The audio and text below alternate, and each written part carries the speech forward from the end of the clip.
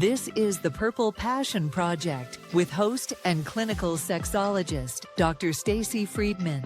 This is your go-to podcast for raw, real, and irresistibly juicy conversations about sex, intimacy, connection, and everything in between. Whether you're feeling a little stuck in your love life, curious about what turns you on, or just craving conversations that actually matter, you're in the right place. So now, please welcome the host of the Purple Passion Project, Dr. Stacy Friedman. What do you get when you mix purple, passion, and permission to be your true self? This podcast.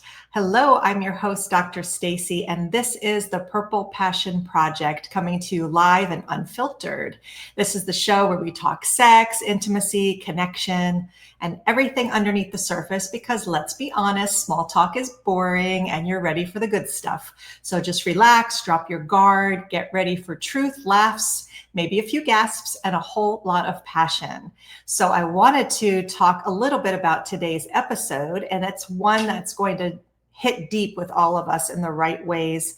I'm joined by Dr. Eva, licensed marital and family therapist, and her husband, Paul. They're a powerful couple who have walked through fire together and have come out even better. So we're going to be sharing a very raw and intimate journey of what happens to love, sex, and connection when a woman's body crashes, and how them as a couple learn to navigate fear, physical limitations, and a whole new rhythm of intimacy, which you have to do when you have medical issues. So this show is going to invite you into the space where love is going to adapt, sex is going to be reimagined, and healing is going to be shared together between the two. So we're going to dive deep into how medical issues can shake the foundation of your sex life, because I know I've been through it and they've been through it as well. Communication, vulnerability, and trauma-informed care can definitely help rebuild it stronger. So I'm going to bring them on and say hello. Hi, guys. Hi, Stacy. This is great. You're my first couple on my show, so I'm very excited to have both of you here. We're glad to be here. Thank you for having us. Let's dive in and enjoy each other, you know? Yes, absolutely. All week, actually.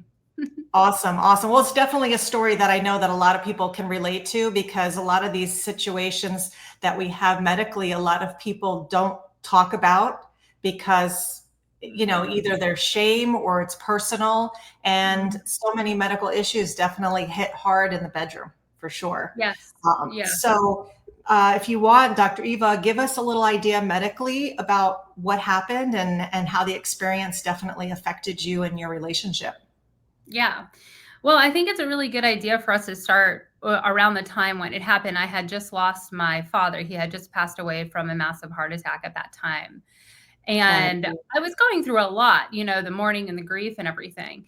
And I was thinking, he's a liver and kidney transplant patient. You know, first of all, everyone should know, you know, he's like the walking bionic man, you know, so we never thought he was going to actually go.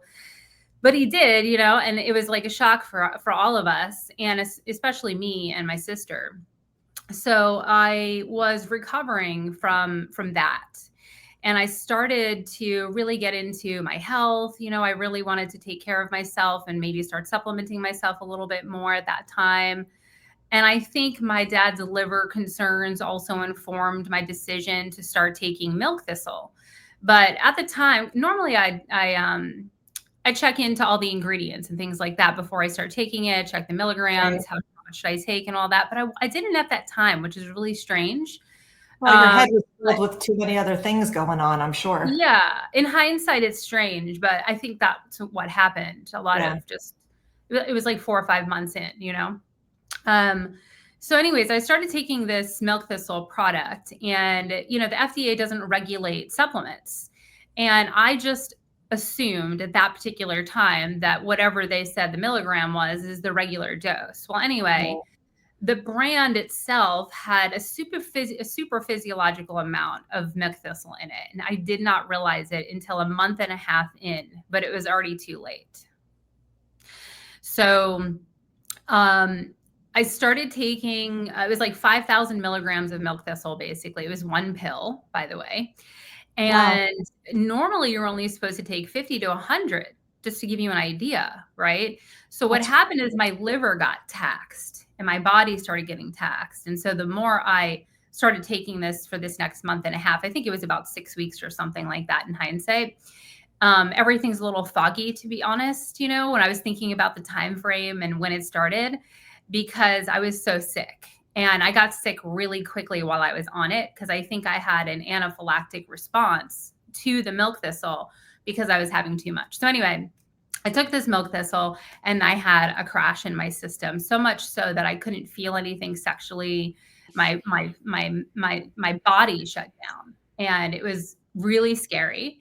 And I was also getting my menses for like 4 weeks straight. And I didn't know why I was getting my menstrual cycle for 4 weeks straight because I was regular before that.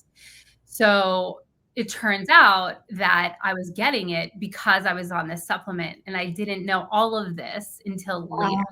So the weird thing about this whole situation in a nutshell is that I had to figure out what the hell was happening to me. Yeah. Every moment of the day, every second of the day was like, okay, I have this symptom. Why is this happening? You have to analyze everything to figure out where it's coming from, what's going on. Exactly. So it was cascading. So once I had that, and then I had my menstrual cycle, and I was like, oh my gosh, why am I bleeding like this? This is terrible. Paul can give his rendition of it, but I was freaked out. I was like, what's happening to me? And then I stopped taking the milk thistle because I put 2 and 2 together when I went to the doctor, and he's like, well, what supplement are you taking recently? I'm like, milk thistle. He's like, all right, stop it immediately. So I stopped bleeding, by the way, at that time. That's good. I stopped completely. Yeah. But I had already done damage that actually crashed my metabolic system. And once that crashed, my Epstein-Barr that was dormant came back with a vengeance. And I was literally exhausted for months. Like I would do sessions with my clients and I would give all of my energy because I love my practice and I love my clients. And then I would sleep in between session. I would literally practice and then session, practice and then session. It was very strange for a couple of maybe 6 months or so. It was like a really long time. Finally, I had a really great experience where one of my best friends, who I've known since I was 20, he's like, you have to meet Dr. Healy. And Dr. Healy is an old friend of mine that I knew in college. So we got hooked up together. She's a functional medicine doctor now. And she said to me, Eva, I'm going to help you heal. And I'm like, I need it. I'm like freaking out, because I was going to these medical doctors, and the medical doctors here were not helping me at all. They were not diagnosing me. They were not helping me. A lot of times they want to give you another medication to just counteract other things you're dealing with rather than figuring it out. Exactly. Send you to the next doctor too. So send you to the next person. I had to figure it out on my own. And then I had to tell the doctor what was wrong I figured out. Does that make sense? Yeah. Oh yeah. So anyway, I did the same. I did the same. Yeah. So the thyroid doctor's like, okay, so you have and then I got Hashimoto's diagnosis. So milk thistle, metabolic crash, Epstein-Barr, and then my body was so sensitive from the metabolic crash that I went into Hashimoto's. Oh boy. Like into a mild case of Hashimoto's. So I was like, oh, great. Now I have this happening, right? So what happened was a cascading metabolic crash. And I had dysbiosis of the gut. I found out once I started working with Healy. She's like, your gut is in dysbiosis. We have to heal that. And so I've been healing that for the past year, which has been amazing. My health has definitely come back. My sensation has come back. My sexuality is not 100%, like my desire is not 100% back, but that doesn't stop me from being intimate with him at all. We'll talk about that, and how I made sense of it and everything. But it was really difficult during the time when I had no sensation. That was the time where I was just like, there's nothing down there, babe. Like, I cannot feel you. Feel anything. Like it was just really like numb. That's what it felt like. And that was the scariest thing for me because him and I have a very strong, passionate connection. So I know it has nothing to do with us. It was what I had gone through, so it was easy for me to deal with that because it wasn't relational. It was individual essentially. But yeah, we'll get into it as we move along, but that's essentially the cascading of what happened. And so now I have to, eat like super clean. Not that I wasn't before, super clean. I take care of myself. I try to work out and do all the things, because I'm trying to reverse the Hashimoto's now. Right. So that's my next challenge. Yeah. Well, the problem with, like you said, you have a good relationship. A lot of times, even if you have a good relationship, because I know that I struggled in my previous marriage when I had painful sex.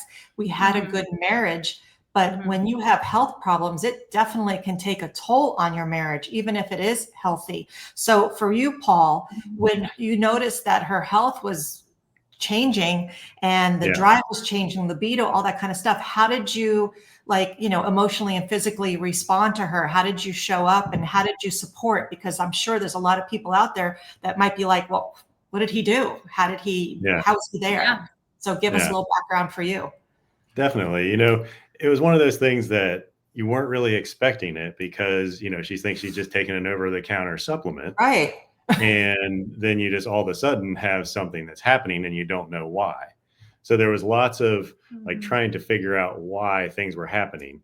But I just knew that I'd gone through something, similar as far as my health before. So I know how I was treated during that time. And I also wanted to make sure, like, just in general of our relationship, I'm her rock. I'll always show up whenever she needs me, however she needs me. And so it's more like trying to learn and do research was my thing, because that's what helps me, with my fear or, something like that, to be able to understand what's going on with her body. And so figuring it out, finding the correct doctors and things like that to send her to, and just going through the process with her. I told her that, I would never have any sort of judgment about any of that things that were going on. I'm right here. Whatever's happening, we'll face it, together, because, it's hard whenever you're going through something with your health and, somebody else can't feel it. They don't feel what you're feeling. Like they can tell you what's happening, but you're not experiencing it too. But for me, having a hormone issue before as well, like I knew, as far as the hormone problem goes, having an issue with your health, what that feels like.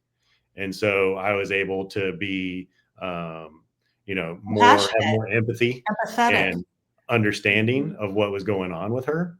And so most of the things were just making sure that I went through every process that I could to find the people that I needed to find to help her.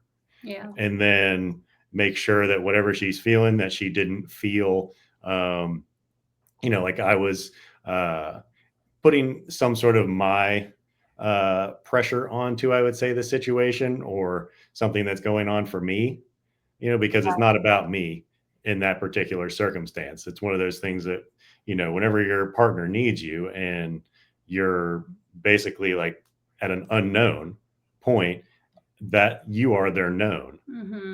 You know what I mean? So I love that. she could know she could rely on me for whatever was going on, and I wouldn't, falter or have any sort of thing that where I'm putting what's going on for me in that particular thing. Like, okay, we're not, making love as much, or we're not, able to go out and do things as much because you're tired or something like that. Yeah. Because I had a similar experience with that, as far as, being exhausted and not being able to, basically you're just working all day and then sleeping in between, that kind of stuff. I definitely want to get into, what you've been through as well. And I liked how you said education, because honestly, so many people go through medical issues, especially as we get older. And the fact that you said, I wanted to just be educated, I wanted to learn what she was going through and understand what she's going through, that's going to be your rock together. That's going to keep you in this solid relationship and help you when you get out of it.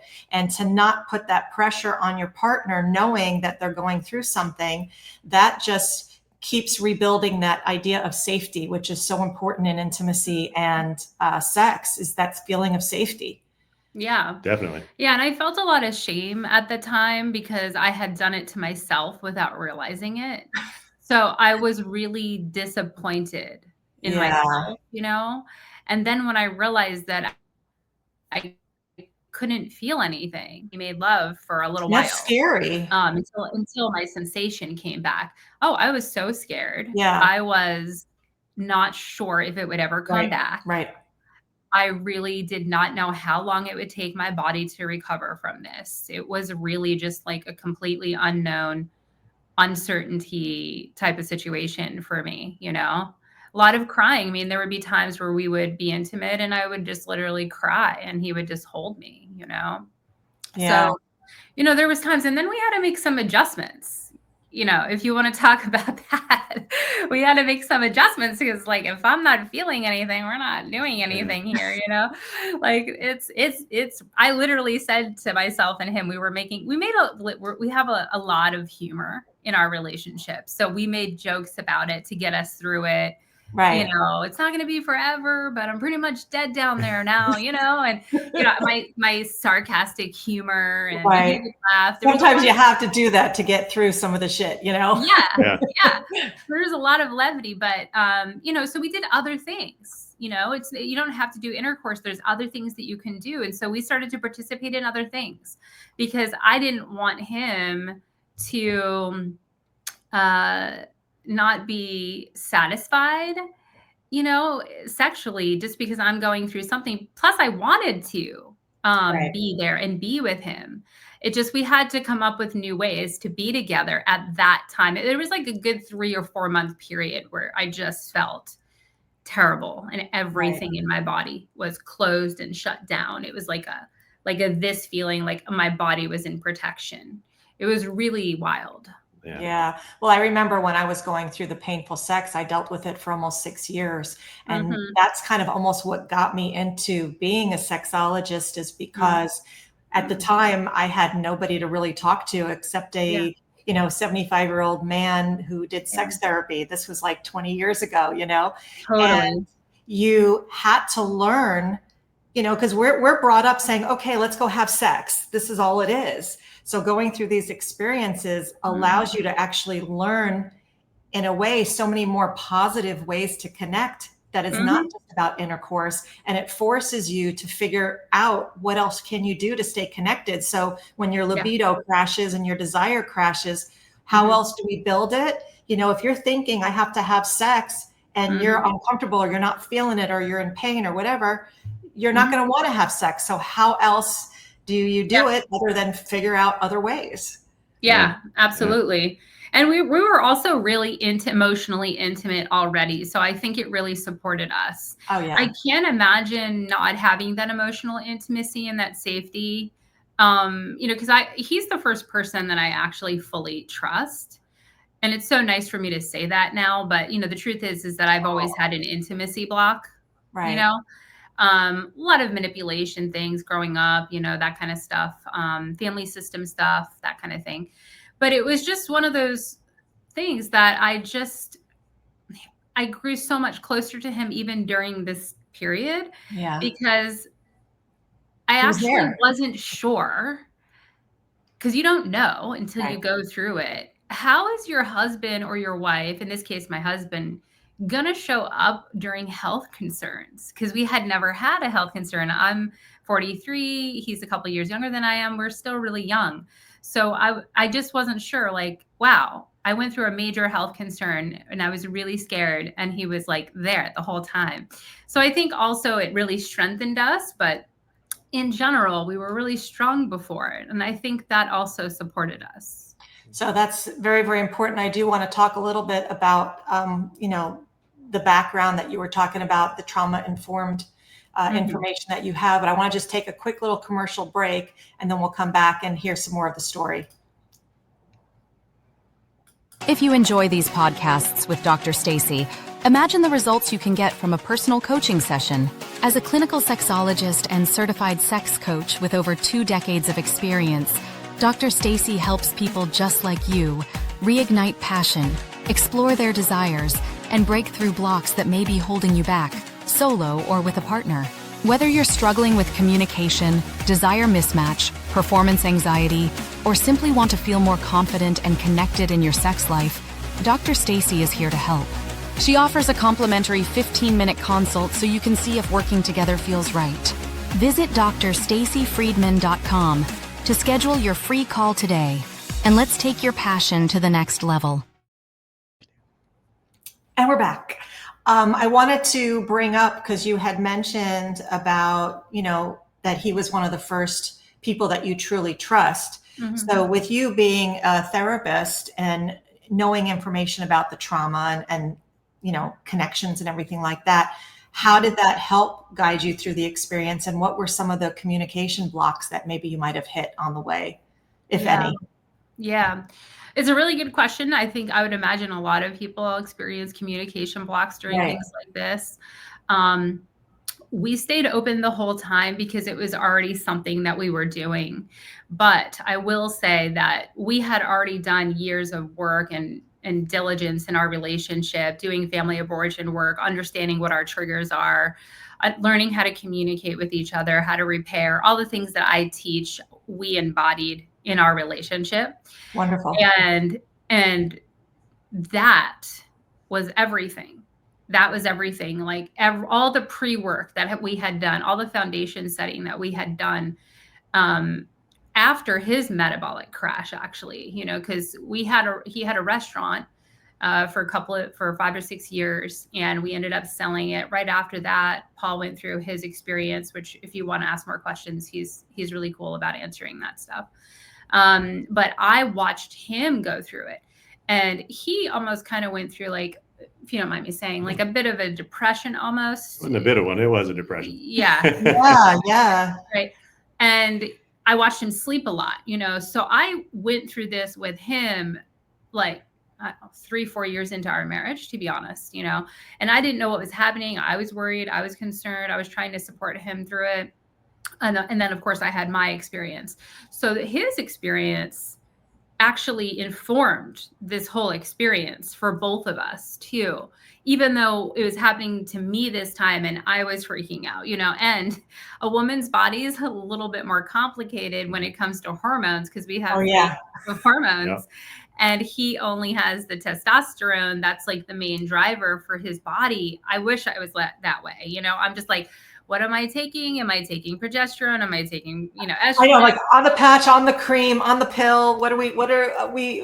It really is terrible, and we need more advancement in that field for sure for women. But anyway, yeah, our relationship has grown a lot, and we had a lot of foundational aspects, but the strength of our marriage grew even more, and the depth of our marriage grew even more because this whole situation changed things in a way that I wasn't myself, and he was still really fully present. And I feel like I needed that in my nervous system. Like I needed to feel that in my relationship. There was something about it that was healing for me at the same time, Right.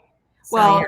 So in the situation, I want to hear, Paul, also about what you had gone through, but as you were dealing with her at the time, what, you had to obviously relearn each other. Like you said, you were a different person. Yeah. So while relearning her, how did you do it? And what advice would you give to other people who are going through this, where they do have to relearn their partner and their new desires, their lack of desires? How did you do that? And then I want to hear a little bit about your struggle as well. That sounds good. So a lot of the things that we went through as far as that with her and my experience before that, I would say that, whenever it first happened, I was having a little bit of like worry because you don't know what's going on. Right. And so I was needing to like go through each step and then see what she was going through at that step. So like, all right, what's happening for you right now? Mm-hmm. Okay. A lot of and communication. Then, the I communication. was going to say, literally asking questions. Yes, exactly. So how are you feeling today? Like every day, what's going on for you right now? Lots of questions as far as where she is right And now. not being annoyed by it. Exactly. And she doesn't know where she is. She might be different in a different spot each time of the day. She might feel good, earlier in the day, and then all of a sudden just have a crash. Oh, yeah. And then other days you might not feel good all day.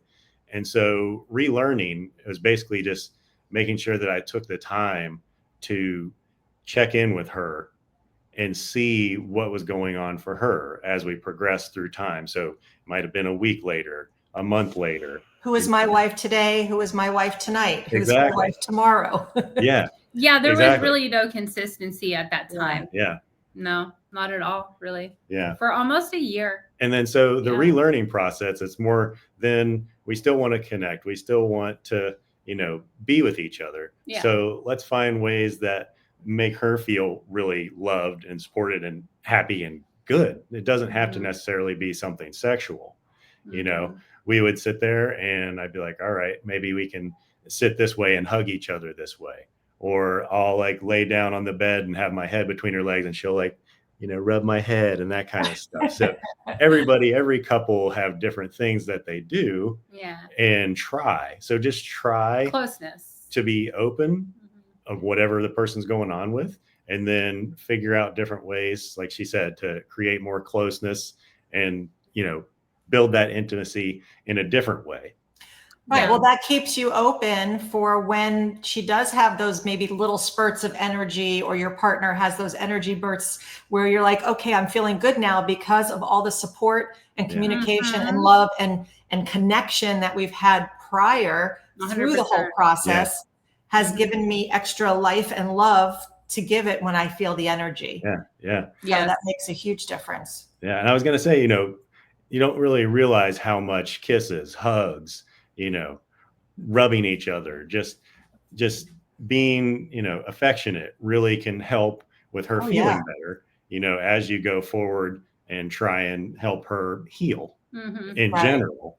It might not be, that it happens right away, but you have little baby steps. Yeah. And you start to see things go better, and then a little bit better and a little bit better. And then a setback. Exactly. Then you'll have steps back, of course, but just trying to figure out the things that make you go forward. Yeah. He's very forward thinking. Yeah. Yeah. And so Paul. whenever we were finding something, we're like, oh, okay, that works. And it might just be enough to where she felt good for a little bit longer. Right. And it might be just the energy needed to go back to work, let's say, and have Right. another session. Because when you're feeling down and you're feeling out, it's hard to get yourself up to do anything. It's not just, being intimate with your partner. It's doing everything. It's doing life. It's just living Right. in general. Yeah. So you don't just need to, be there for those moments where you're trying to create more intimacy between each other and want more intimacy for yourself. Exactly. And so all those things actually brought more intimacy in as she started to feel better. Yeah. And that's what I think brought us closer and, helped her, feel like she didn't have to worry. Like I wasn't broken, really. Yeah, because you're not. I felt broken. Yeah. I mean, if I'm honest. Of course. I Well, because really you're was not like- yourself. You feel like I'm less. I mean, I know I did. I felt less of a woman, less of a wife, less of a lover because I Yeah, like couldn't a shell have of sex. yourself. Yeah. Yeah. You feel less than, and it makes you feel crappy. And honestly, all the things that you're describing are things that we should be doing every day with our partners anyway. Yeah. And I tell people that my husband and I, we make out every single day. Do we have sex every day? No. But we're constantly touching and hugging and holding, and people are like, well, how do you stop? I'm like, you just stop. Yeah. You do it when you're like maybe cooking dinner and you're not going to go upstairs. Exactly. Or you do it. Yeah, but that's what's going to keep that drive together. That's going to keep you together when you have issues and medical problems where you're not going to be able to function so well. Exactly. So Paul, give us a little background as to your own struggles. You said with testosterone, you were having struggles. Definitely. With. I was also going to say all those little things are also what makes you want to go upstairs. 100%. Exactly. Exactly.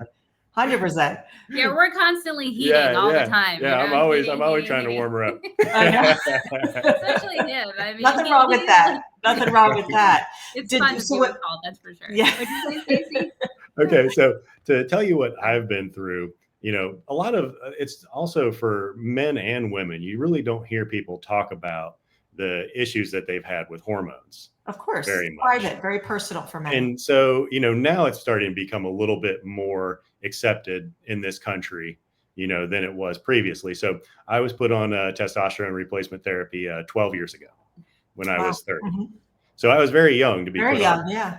But people didn't realize, there's lots of different reasons that you could be. So for me, the first thing that I had an issue with is, whenever you start working out when you're younger, you play sports, you're training, all that kind of stuff. I went into GNC to buy my supplements that I was getting. And so what happened to me is I was buying something at the time they were calling a pro hormone. And so this, mind you, I'm like 15, 16 years old, going in, buying my protein, buying my creatine, Right. buying my amino acids. Oh, and I'm also buying my anabolics, because that's actually what it was. They were just taking things off of the banned substance list that were not banned, that were anabolics, and then just selling them as something called a pro hormone. Yeah. And so the reason that I saw something like that, if you remember back in the day, it was during the baseball steroid era. And so one of the guys that had a problem, he had something in his locker. He's like, oh, I'm just taking this. I'm not taking that stuff. But in actuality, he wasn't taking that. So what that was is it was just a very mild anabolic steroid. Okay. And so every 4 to 6 weeks to start out, it was called, what was it? Andro was the name of and the chemical name, I believe, was androstenedione.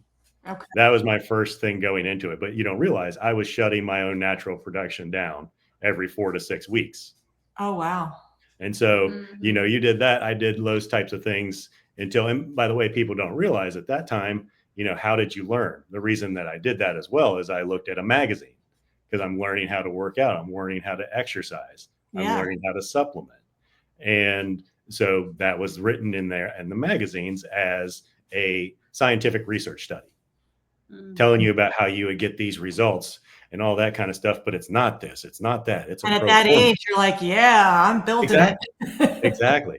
And so you would go and I'd be like, okay, I got to try this stuff, because you knew everything else was an ad when you were looking at it. Like, yeah, I know that guy didn't take that and look like that. Right. You aren't just grabbing that protein. Oh, sure, you look like that. Okay. Right. But whenever you're looking at something, and I'm looking at this like, okay, it's written by a said doctor, whoever it was, but you don't realize that all of it's just ads, exercises, and some dieting stuff when you're a teenager at that time. Because how did you consume instant information? That's how you learned. Right. It wasn't like you could go online to find those things. It is different now. And so, that I did that basically until I moved to Florida when I was 22. And so, if you tell people I was a newborn, or internet was a newborn baby whenever I started training and working out and that kind of stuff. And so what happened to me is later on in life, you're basically, I would go to work at about, somewhere between 9 and 10 in the morning, work till about 4 or 5 in the afternoon, come home, take a nap. And then I'd have to go back and work late nights from about 9 p.m. and we'd close at 4:30, clean up. So by the time I get home, it's about 6:30, 7 a.m. in the morning. Wow. And so at that time, basically I lost like 40 pounds of muscle. I was sick all the time. When we'd go out to see people, like you're talking about, like, you're feeling bad, you have this issue, you don't know what's wrong with you. And everybody's like, oh, it's so good to see you. And then I'd be like, are you okay? Oh, no. That's the first thing people would say to me. Like, you could just look whenever you see somebody. See your body is not, and they look like they're exhausted. They look like they're sick. Right. And that kind of stuff. But basically, to get to that point, now that we're talking about it. Yeah. So whenever I know there's something wrong with me because I don't feel right. Right. Whenever I went and had all my blood work done. My testosterone was at 96 nanograms per deciliter. And so for people that don't know, that's like a really good number for a female. Whenever you're thinking, for a male. Yeah, not for a male. And so I basically had nothing left. There'd be times where she actually has pictures of me. Like, I would come home from work and we could be talking right now in this chair and I'd completely just lay my head back and knock out and go to sleep right there. Like, well, I was so exhausted. I had nothing left in me. Yeah. And I'm glad these things is that.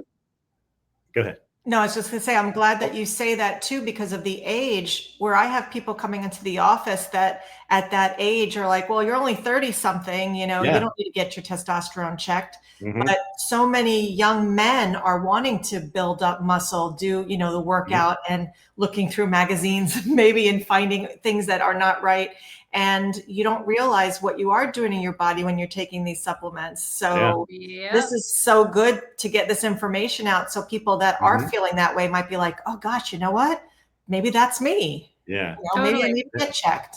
A couple of my clients over the years that have been younger have experienced low testosterone at an earlier age. Yeah. You know, there's also a lot of other environmental factors now that if you've noticed that younger men are having more issues way earlier, all the different things as far erectile as issues, microplastics, all that kind of stuff in your body. Like there's all kinds of environmental influences that are causing people to have low testosterone for men, earlier in life. And then of course, other things, vices and things that people do, smoking, drinking, that kind of stuff all plays into it, stress. And you add all those things together, it's like a perfect and storm. exactly, it makes it to where it comes on sooner. But the thing I was going to say is that whenever I was diagnosed with all these things, it wasn't as normalized for men as it is now. It was still taboo. Like what I say, how I was treated like a hot potato with the plague. If that makes because sense. men to not have, a sex drive in the 30s, what's wrong with you? Or when you go to the doctor, they'd be like, oh, you're one of those people. Yeah. And it's like, it's not like I did this on purpose. Like I knew what was going on to begin with. You just knowingly and not knowingly. They would literally say that to him. Yeah, yeah. And so it was just and then like when you would do that at first, regular doctors didn't want to see you. They're like, they didn't want to take and on so the liability. they're like, all right, I guess I've got to go to one of these anti-aging places. But they were flipping terrible. They just wanted to sell you everything that they possibly could. And at 30 years old. And it's also ridiculously overpriced and everything too. Right. Like, I know what the price should be.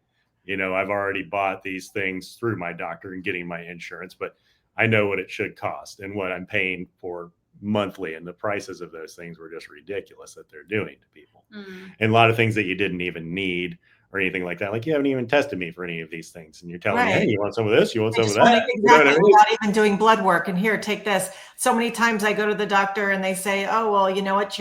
Your whatever is high. Here's medicine. I'm like, well, if it's high, can we figure out why rather than just shoving medicine in my face? Yeah. And it's crazy what people want to try to do to you. It really is. But then it's nice when you actually find a good person, a good doctor that I'm like, oh, yes, finally I'll stay here. Because just to give you an idea of the start out point, a lot of the people that were older, they weren't even doing the correct protocols for what had already been known in the medical community. They were still doing like, okay, you're going to be able to take this shot every 2 weeks. Right. And for people that don't know, in the US, in other countries, they do it much better to where you have access to a lot of different things. So in the US, you're just going to get probably testosterone cypionate. And so what people probably don't know about that is testosterone is testosterone, except for whatever ester is attached to it will basically figure out how long it takes your body to break it down. And so that has a half-life of 7 days. So basically, by 14 days, you have it all out of your system. You're going on a roller coaster over and over again. He was on a roller coaster. Yeah. And so you could take less of dosage, but if my dosage is supposed to be, let's just make it easy and say 200 milligrams, and that's what you're giving me every 2 weeks, you can do 100, but you're still not going to get to the upper level that you would like your body to stay at by doing that. And so in other countries, they do it with a lot of different esters that allow you to have, a much easier time of getting started and also not have to take, shots and stuff as quickly and that kind of thing. So you can basically have a more customized thing for each person, pellets, all that kind of stuff.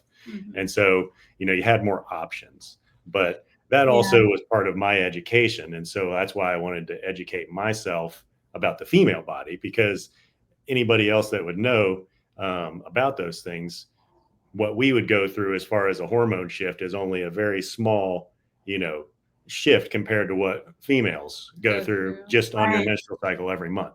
Right. But that experience gave you the knowledge to say, okay, well, if I can be taking this testosterone or doing all these other supplements and something's wrong with me, I can imagine what she's going through also. And so I'm sure that helped you stay connected. Exactly. And was there ever a time that you felt like, okay, I'm just over this? Or did you have that solid of a foundation where you're like, we're just going to get through this together? Yeah, there was never a time that I was over it at all. No, he's like totally committed for sure. Yeah. Yeah. But I mean, there would be times that I was over it. Yeah. I was over it at least once a day. I was like, okay, like I'm so over that, and Paul would be like, it's okay, babe. We're going to get through it. We're going to get through it. I'm like, Yeah.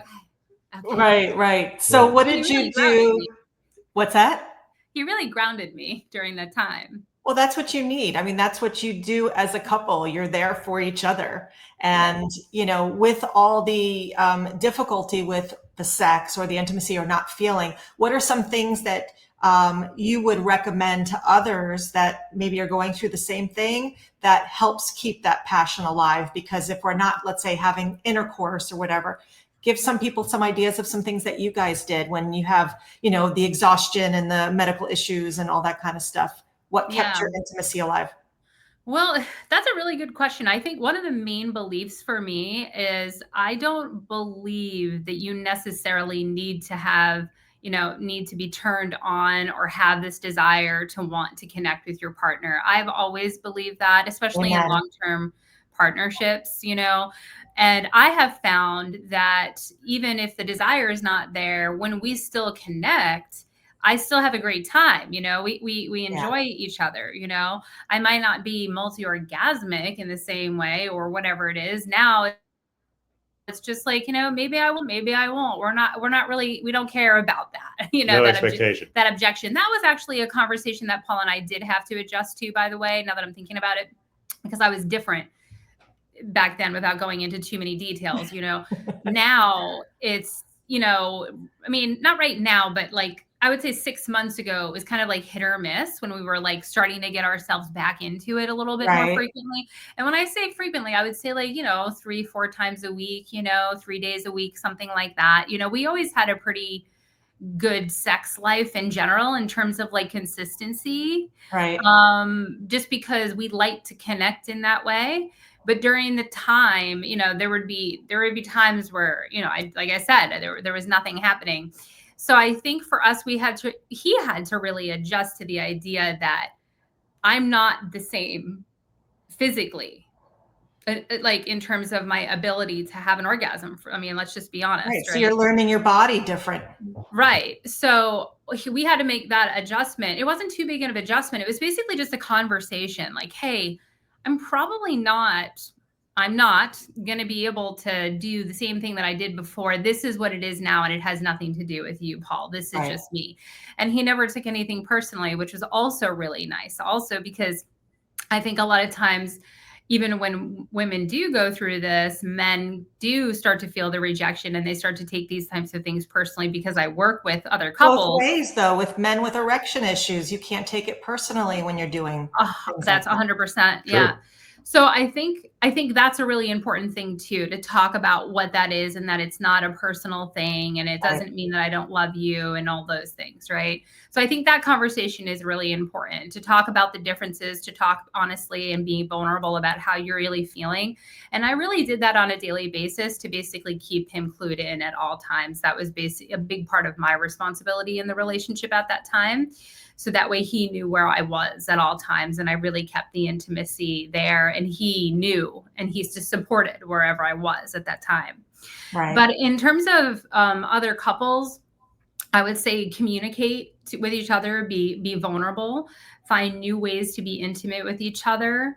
And pleasing him, let's say it's the same situation, pleasing your partner, especially if it's a male partner, there's plenty of ways to please them. You know what I mean?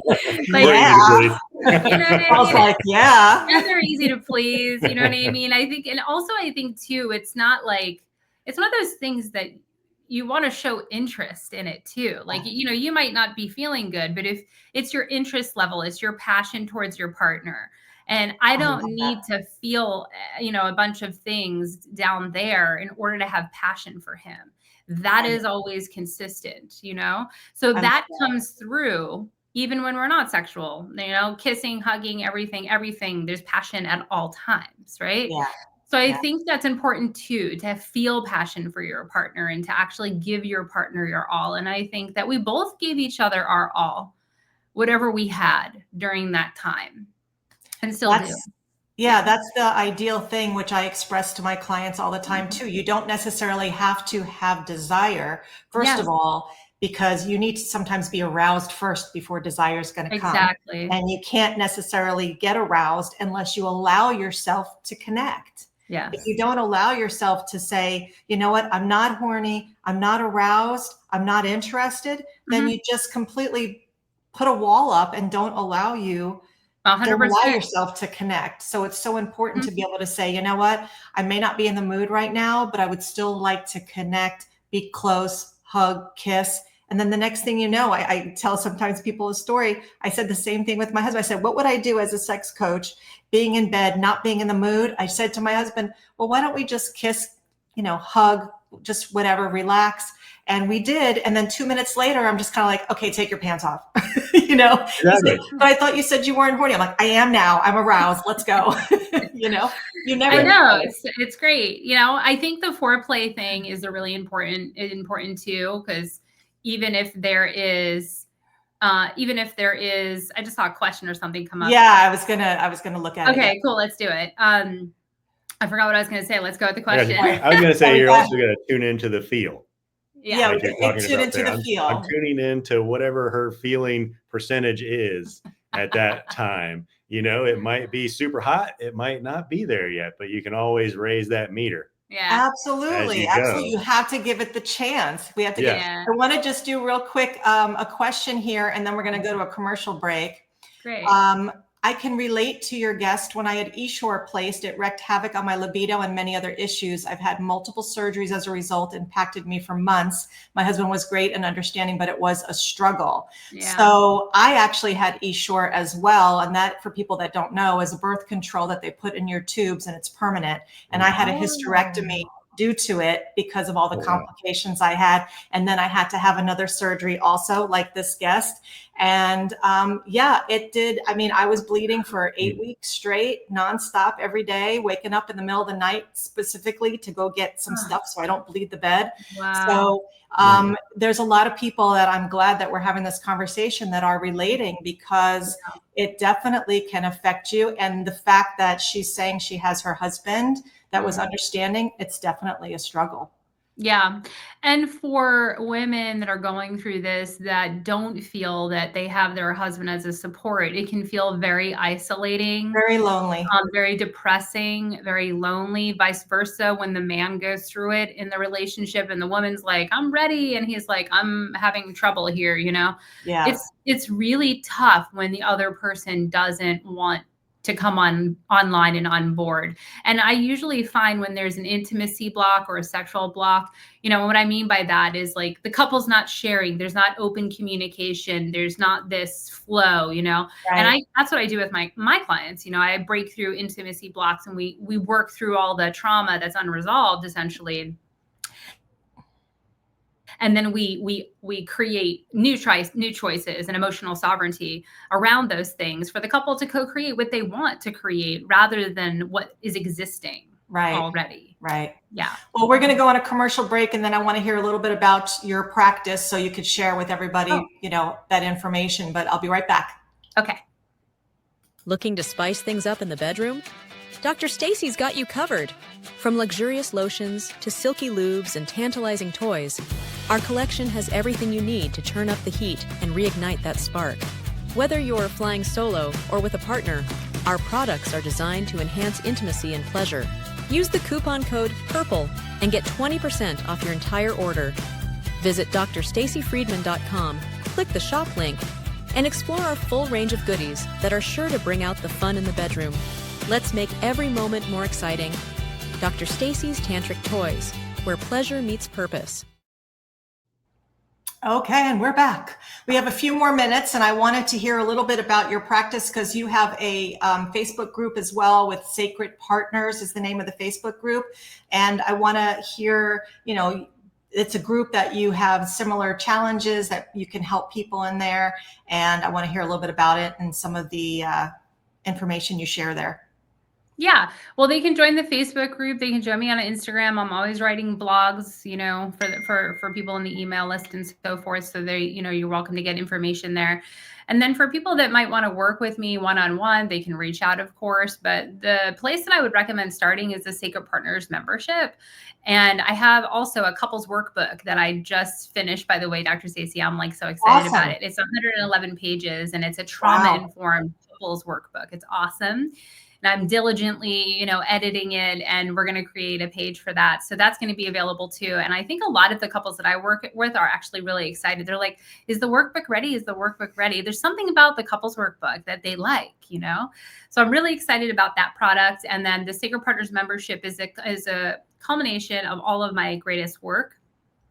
We have master classes in there. We have the 90-day grassroots communication and intimacy program, which is basically about building the foundation of the relational dynamic. It's like working with me one-on-one, but you're doing it at your own pace and at a fraction of the cost too, Right. I would recommend doing the membership portal first, getting your feet wet, doing the 90-day program, doing the workbook. And then if there's still a little blocks, then come in and see me. Because there might be something deeper rooted. There might be something subconscious. There might be a trauma bond that's functioning in the relationship that we can figure out what's going on subconsciously, bring that to the surface and kind of create some change around. So I would come see me for more advanced work, but the Sacred Partners membership is an awesome place to start. And it's like around $111 a month. It's a really good deal, and it's going to be valuable for you as a couple. Yes. And also all the new master classes that I do throughout the year, I send all the new master classes, all my new content, all my new programs is in that one hub. So they have everything that's there. And then they have all the new programs also, which is really cool. And they can send me emails for support also, which is really nice. Yeah. Things that are going on. And they're like, hey, can you create a program or work around with this? And then I'll create something for them. So it's really great community support. Yeah, definitely sounds very, very helpful. We'll put all your information up in a minute. But as far as any couples that are listening right now, do you feel that you have some helpful tips or maybe some type of a prompt or, something medically that they're dealing with medically that you can give a little bit of a helpful tip for someone to try? Yeah. One of the rituals that really supported Paul and I every single night is asking each other, what are the top 3 moments of our day? And it was really helpful for us to do that every single day. And then as we were talking about the top 3 moments, we were also talking about the feelings that we were having. And then we would get into a deeper conversation about things. And even if I was working all day or he was busy or whatever the case is, we would always end up in the bed at night, what were your top 3 moments of the day? So I love that exercise. And it's always positive. It starts with positivity, because in a day when you're feeling crappy, you may not have a lot of positive things. So that's great.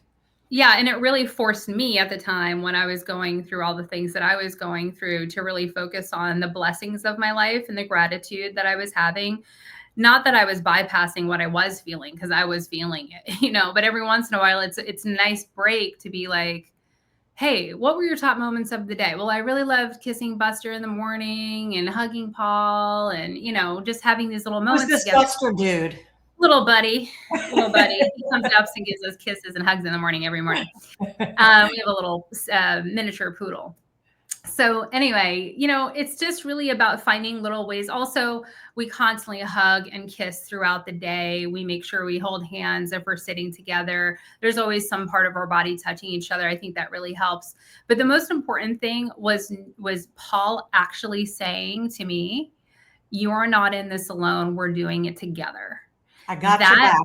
Those words over and over and over again, whenever I needed the reassurance of the support, which at the time, like the very beginning, it was really hard. It was almost daily that I would just have like a little bit of a breakdown because I did not know what was happening. And I was still trying to figure it all out, The other thing I would say, if you're going through this and you don't know what's going on with you yet, you don't have a diagnosis, you're not sure, continue to do the research and continue to find doctors that can support you. I highly recommend my doctor. She's out of Costa Rica. She's affordable. Her name is Dr. Helene Ben David. If anyone in your community wants to reach out, she's a functional medicine doctor, and she is one of the most brilliant doctors that I've ever worked with, and I have never felt more supported medically in my life. Great. Out of all the doctors that I've met with, and I really truly do love her, and I feel that she has saved put years on my life. Is the best way to put it. She's put years on my life. I didn't know that the reason why my hair was turning silver, because my hair used to be much more silver than this. It's like a dirty blonde silver now. Before it was like super silver. I didn't realize that my hair turning silver was a sign of dysbiosis, for example. Wow. So your gut health is huge. You need to find the right doctor. Oh yeah. Parasites, making sure you're getting yourself clean, cleansed and you're getting the right supplements that you need for your body from a doctor that knows what she's doing, and is doing the hormone testing. So I got the hormone testing. So now I'm on a little 10 milligrams because I'm still in perimenopause, kind of getting in. I'm still regular. So I'm taking some progesterone now, only 10 milligrams, which has really helped a lot, actually. So there's little things that you can do to tweak. So don't give up. Even if you're in a place right now that just feels uncertain, know that you're going to get to a place where you're going to feel better, even if it doesn't feel like that right now. It's true. And I know when I was going through the eShore with the birth control, I had to find the right doctor that knew enough about how to remove them properly, because people are having botched surgeries left and right because of these things. And I remember after childbirth, when I was having the painful sex for 5 to 6 years, I spoke with on the phone 45 doctors and went in to actually see 9 before I found someone to help. So sometimes you have to be your own advocate. You actually have to. 100%. You have to. So you can't stop. You got to keep trying, doctor after doctor. Don't trust every single person that says we can't help you, or, we have to give you another medicine. Do what Paul did and educate. As he said, educate. Yes. That's what it's about, is educating. Yeah, it's true. And also I want to say that if there is an intimacy block, or if you're not feeling supported in your relationship, go to a therapist, go to a couples therapist, do the work together. Don't let it just be like that, because those conversations that I have with my clients, because we all go through stresses and struggles, things that my clients go through every day.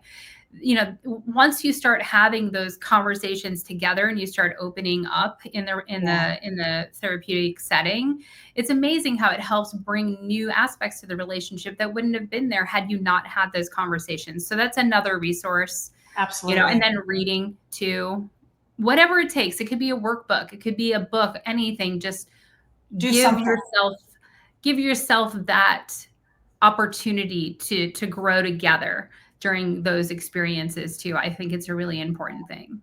Well, speaking of therapy, I want to make sure that I put your information up here, so that way if people do want to reach out to you, if maybe they are dealing with that and they're having some depression or difficulty with them as a couple and your partnership, and just anything else, Dr. Ava's incredible. Paul, you're awesome. It's been great. Thank you. You guys have just shared so much great information that I know is going to help a lot of people realize, first of all, that they're not alone.